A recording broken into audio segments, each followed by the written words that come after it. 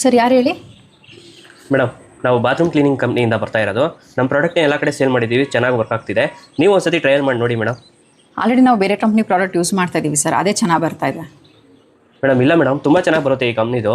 ಬೇಕಾದ್ರೆ ಒಂದ್ಸತಿ ಟ್ರಯಲ್ ತೋರಿಸ್ತೀವಿ, ಇಷ್ಟ ಆದರೆ ತೊಗೊಳ್ಳಿ. ಹೌದಾ? ಹಾಗಿದ್ರೆ ಒಂದ್ಸತಿ ಟ್ರಯಲ್ ತೋರಿಸಿ, ನಾನು ಇಷ್ಟ ಆದರೆ ತೊಗೊತೀನಿ. और अभी तो रुको, क्लाइमैक्स अभी बाकी। ಮೇಡಮ್ ಇಲ್ಲೇನಾ? ಅದೇ ಸರ್, ಹಂಗೆ ಅಲ್ಲ ಒಂಚೂರು ಮೇಲೂ ಕ್ಲೀನ್ ಮಾಡಿಬಿಡಿ ಸರ್.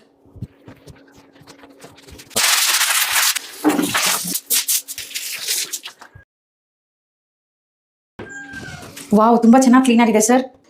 ಮೇಡಮ್ ನೀವೇ ನೋಡಿದ್ರಲ್ಲ ಮೇಡಮ್, ಎಷ್ಟು ಚೆನ್ನಾಗಿ ಬಾತ್ರೂಮ್ ಕ್ಲೀನ್ ಆಗಿದೆ ಅಂತ. ಎಷ್ಟು ಪ್ರಾಡಕ್ಟ್ ಕೊಡಲಿ ನಿಮಗೆ? ಸರ್ ಆಲ್ರೆಡಿ ಹಳೆ ಪ್ರಾಡಕ್ಟ್ಸ್ ತುಂಬ ಇದೆ, ಅದೆಲ್ಲ ಖಾಲಿ ಆದಮೇಲೆ ನಾನು ನಿಮಗೆ ಇನ್ಫಾರ್ಮ್ ಮಾಡ್ತೀನಿ ಸರ್.